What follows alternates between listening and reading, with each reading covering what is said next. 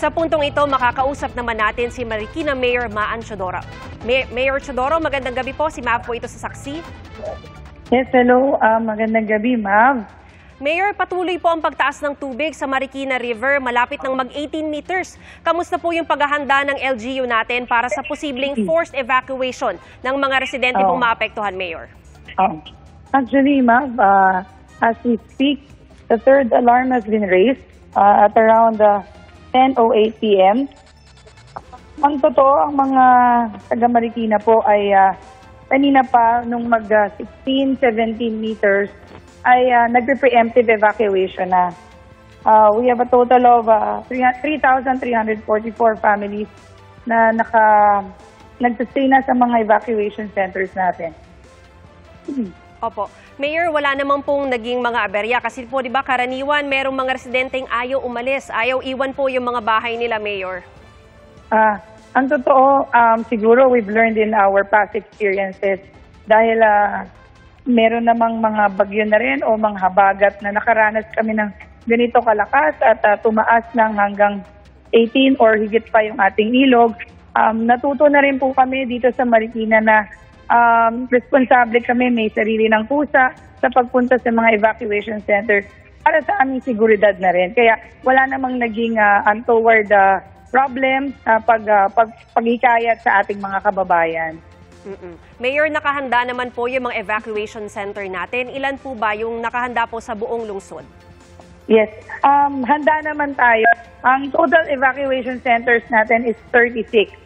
Pero sa ngayon, ang nakabukas ay 25 evacuation centers. So, kung sakali mang dumami pa ang mga magdidesisyon na pumunta, lalo na ngayon, forced evacuation na tayo doon sa mga low-lying areas, ay pwede pa silang tanggapin sa mga evacuation centers natin.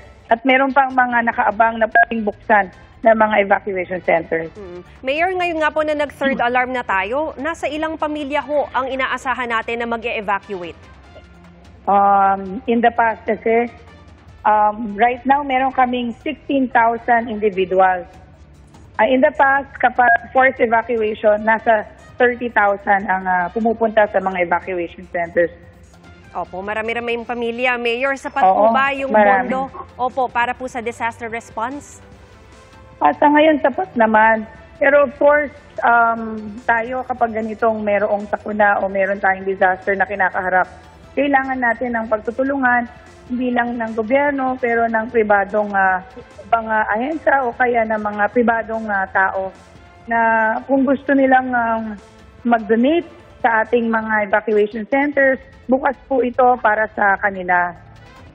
Mayor, kanino ho makikipag-ugnayan kung meron nga hong gustong mag-donate at ano ho ba yung mga pangunahing pangangailangan sa evacuation centers natin, Mayor? Right now kasi ang immediate need is food.